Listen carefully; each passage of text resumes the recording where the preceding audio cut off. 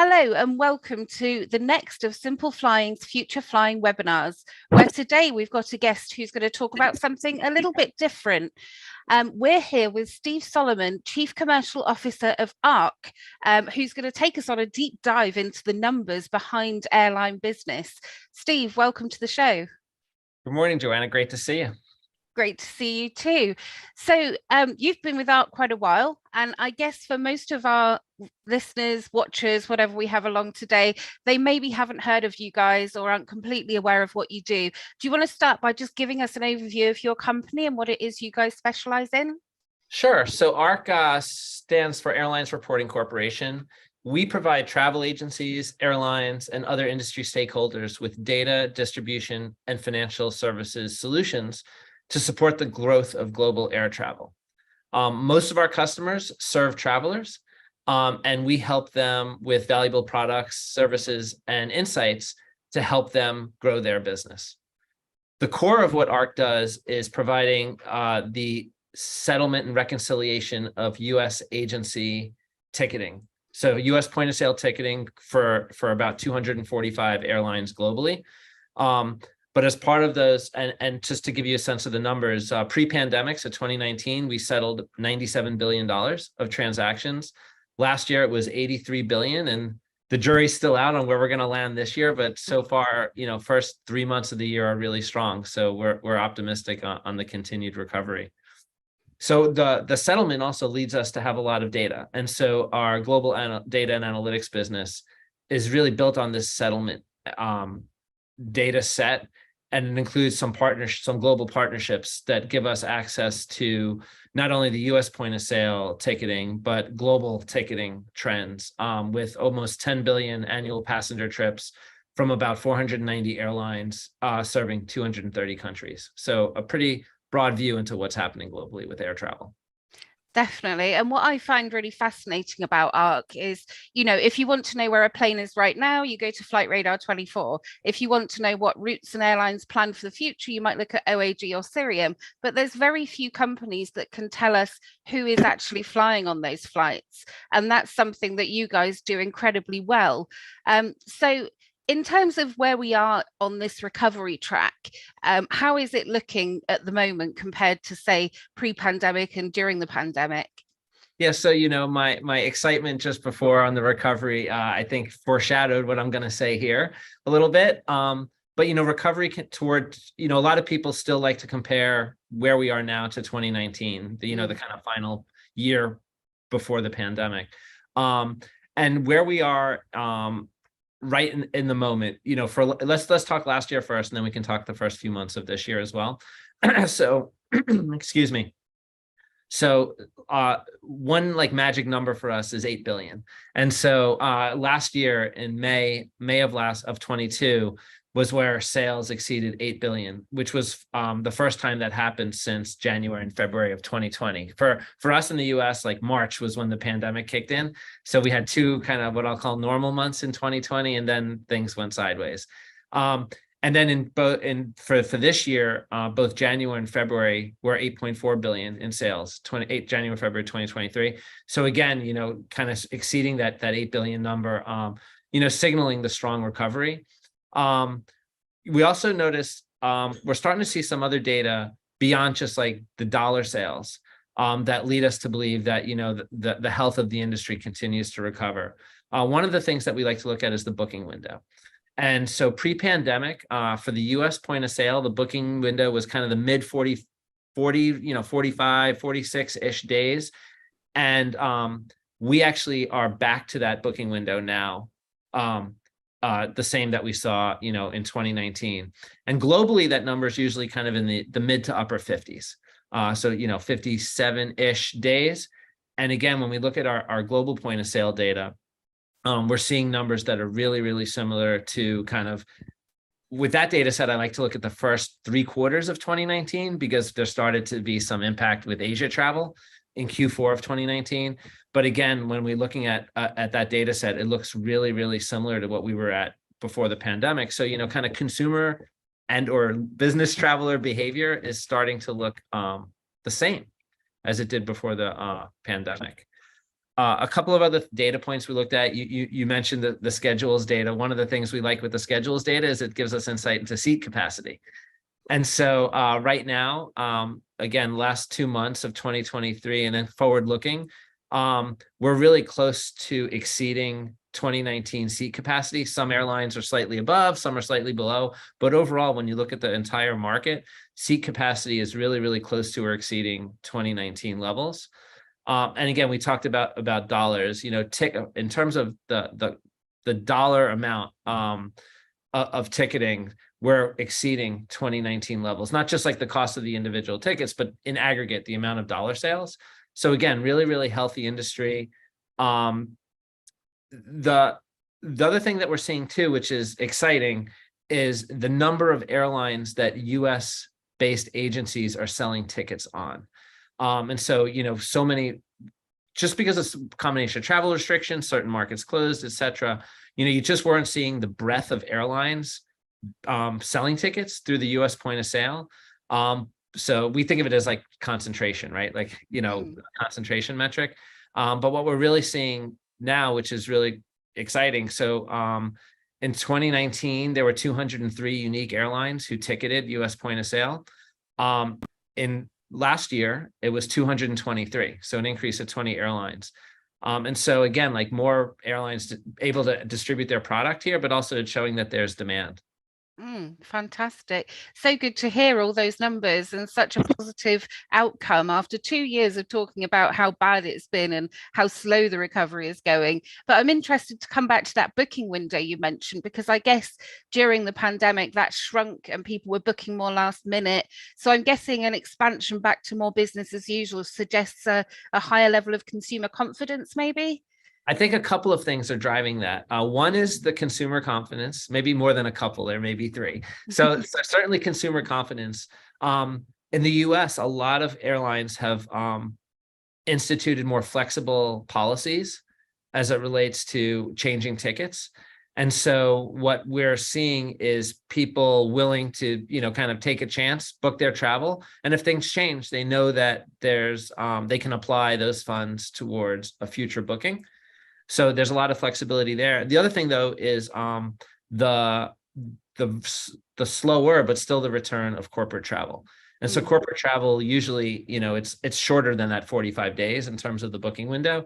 But we're seeing, a steady growth in the return of corporate travel, which is also helping bring the numbers more in line with what we've seen historically. That's really good to hear. And I guess that's hopefully filling up some of those premium cabins as well that the airlines are so keen to fill. So in terms of what's doing well, I guess we're in what you call spring break in the US. Here we just call it Easter holidays. And I think we're a lot more sedate. We just kind of have Easter bonnets and go and visit our families. But it's quite a big travel day for you guys, right? What are you seeing emerging as the destinations and the airlines of choice for that? So it's interesting when we talk about spring break, because I actually think of it as there's two spring breaks in the US. There's when universities are on holiday, which is random weeks in March. And then there's the weeks around the Easter weekend. So depending on where you live in the school system, it's either the week before or the week after. So it's almost like a month of spring break in the aggregate data. So for spring break this year, first domestically, demand has grown year over year. 9 of the top 10 destinations booked in March and April are domestic. We're seeing Los Angeles up 16% year over year, Orlando up 4%, which is where Disney is for your listeners and watchers. Las Vegas up 3%, Chicago surprisingly up 27%, and Wow. Phoenix up 9%. So those are the top 5. But again, all up year over year, which is really, really exciting. That's really good. And have you any indications on the kind of international market, are more people flying to far away destinations, and what's kind of looking hot right now? So spring break international is often kind of the Mexico Caribbean type of destinations. But as we look ahead to the summer, that's where we're starting to see a lot of pent up demand and excitement for international. For the summer travel, we're seeing really, really strong demand for Europe from the US.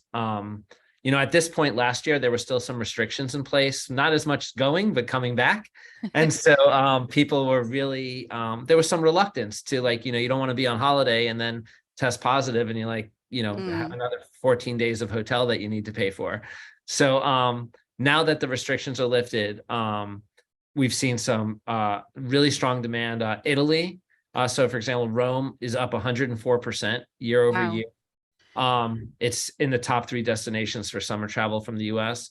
London is up 89% year over year, Paris 98% year over year, and Athens is up almost 58% year over year, which is also 5% above 2019. And this is in terms of people actually buying tickets, not just airlines launching routes, right? Exactly. No, these are like ticketed tickets. Yeah. Yeah. One other thing too for your listeners, I'll put a little public service announcement. So passports and getting passports in the US is we're at an interesting place right now. Our Secretary of State said there's unprecedented demand for passports, and they're estimating kind of let's call it a 3 to 4 month lead time to get passports renewed. So hopefully any of your listeners who have a passport that's either expiring or going to expire soon, they're already have that process started for their summer travel. I hope so. And I think, there's an incredible statistic about how many Americans have never had a passport. I guess maybe having had the pandemic and been stuck at home, some people will be looking to fly for the first time abroad. And, they definitely need to listen to that if they're applying for the first time for their passport. So, yeah, good luck if you need one. Yeah, exactly. And, some countries want you to have, validity well beyond your intended travel dates. So just want to make sure people are doing their research and making sure that there's no surprises at the airport when they show up for that summer holiday. I'm excited to see that more people are coming back to Europe. I think we've missed the US visitors in many of our cities. But do you see Asia demand there as well, or is that still a market that's got to pick up yet? We're seeing some demand, but there's very little capacity. And so whether it's like both business and leisure, there just hasn't been that much travel over the last 3 years. So we're not seeing some of the Asia destinations as like kind of the top of the list, but as airlines are adding capacity to those markets, the planes are pretty full. That's good. That's really good to hear. And I think, there's still some barriers to be broken down in that particular geography. But looking ahead for the rest of the year, how do you see things panning out? Are we recovered? Can we stop talking about the recovery now?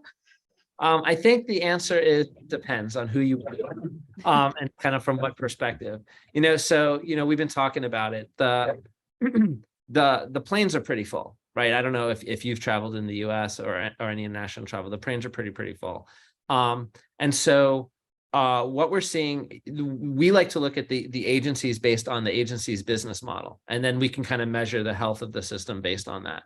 And so overall, we talked a little bit earlier about kind of what we're seeing for transactions overall. When we measure our data weekly, then we aggregate it to monthly, et cetera.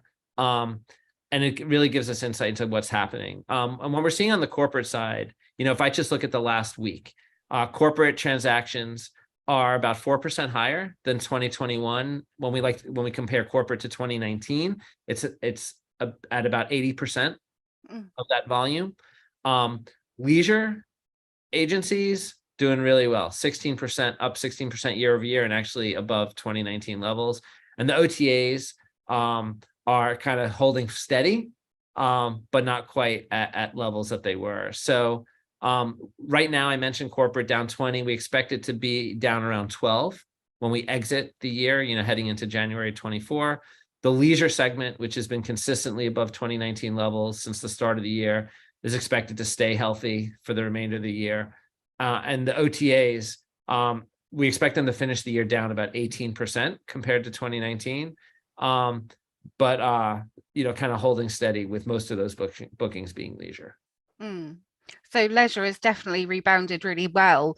I know something we talked about a lot during the pandemic was, would corporate travel always be kind of a little bit stumped compared to where it was, because people have realized the benefits of Zoom and, you know, being able to hold virtual meetings. I know there's still a lot to be said for in-person meetings, but do you think it will get back to 100%, or do you think there will always be a little bit less demand based on the fact we've lived so virtually for such a long time?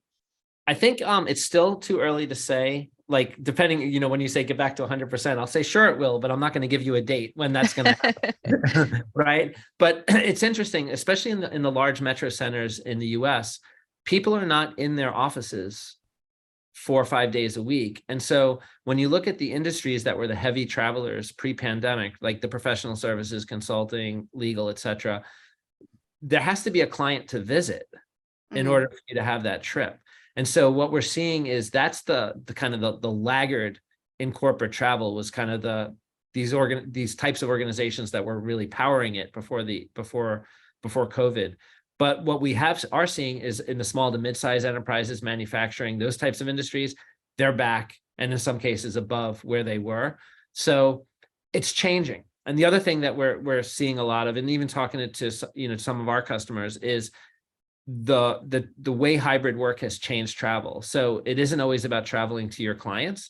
There's also traveling that's happening to get together within an organization and being really purposeful about that. So, you know, we think corporate will continue a steady recover, but it's going to look slightly different in terms of the what and the how. And to your point about Zoom, you know, some jurisdictions like the legal profession, some jurisdictions, like a lot more is done virtually through the courts, et cetera. And that's probably not going to change.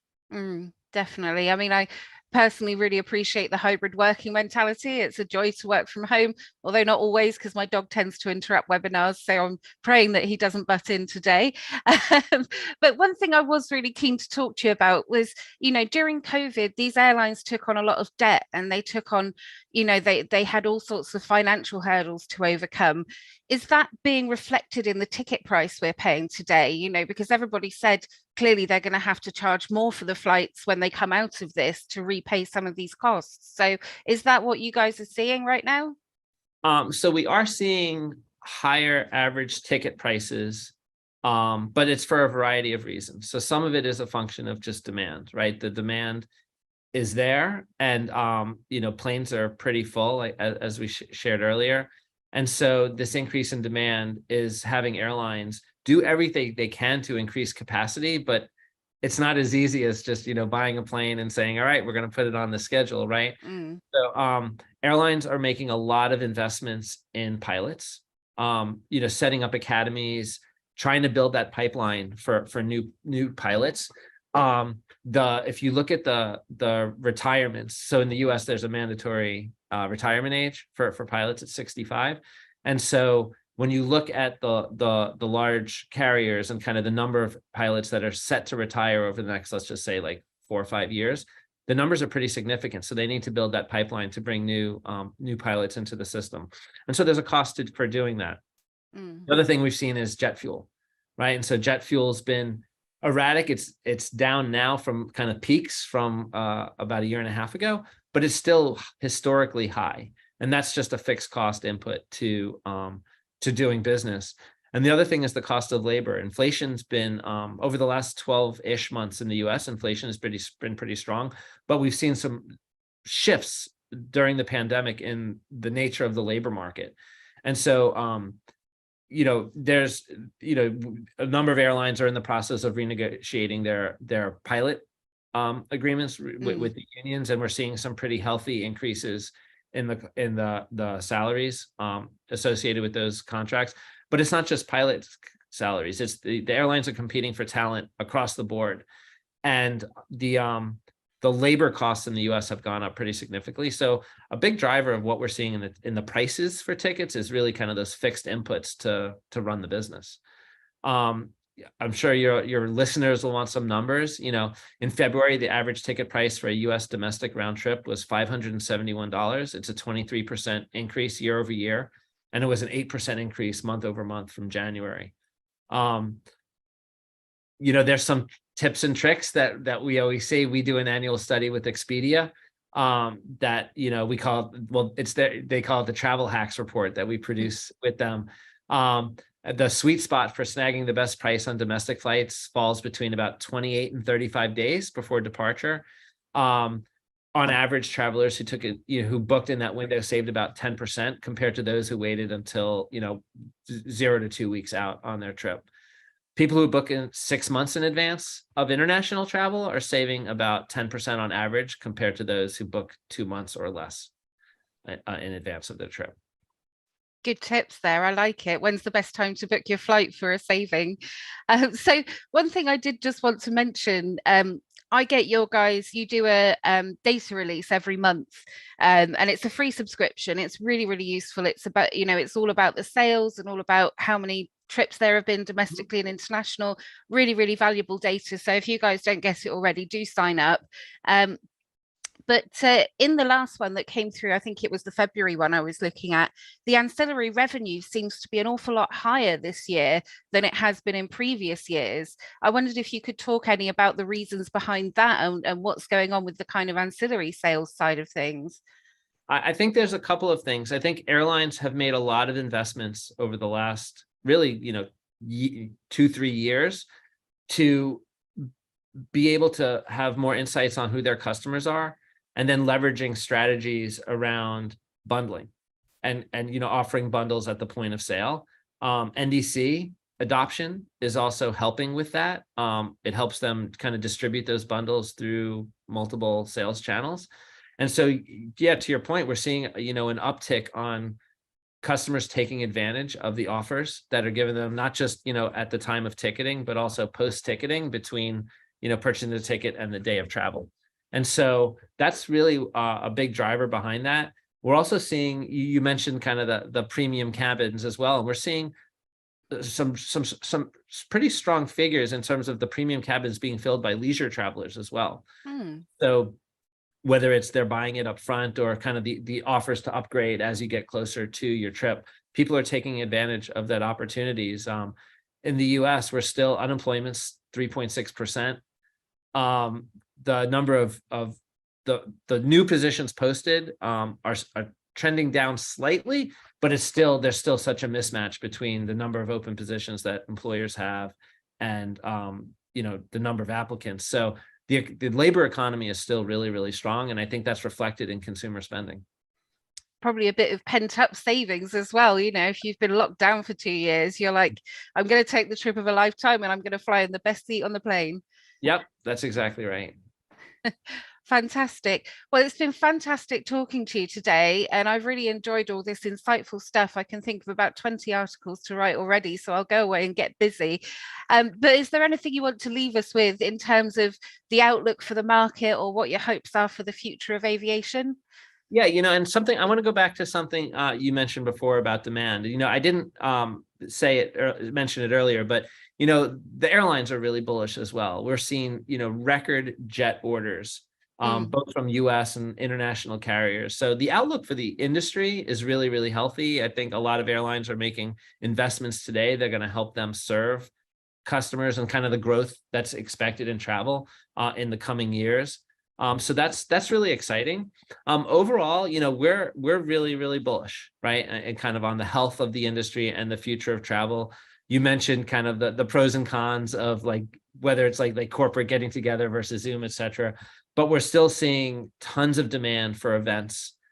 Conferences are packed. Everyone, the anecdotal feedback I hear about is like, oh my God, I can't believe we haven't done this in 2-3 years. The value that people get out of it. And then also just on the personal side, like the pause that a lot of people took in traveling, whether domestic or internationally, has really impacted their well-being. And I think people realize that traveling is great and they want to do it. And so we're really, really bullish on the future of this industry. This is so refreshing and so good to hear. We've spent such a long time talking about how awful everything is, and we're now at this point where we can look forward to a really much happier future. Steve, thank you so much for joining us. It's been a pleasure talking to you today. I enjoyed it. Thanks so much, Joanna, and I appreciate the time, and thanks to all your watchers and listeners. Thank you, Steve. In addition to our daily YouTube videos, Simple Flying publishes over 150 articles every week. If you're looking for the latest aviation news and insights,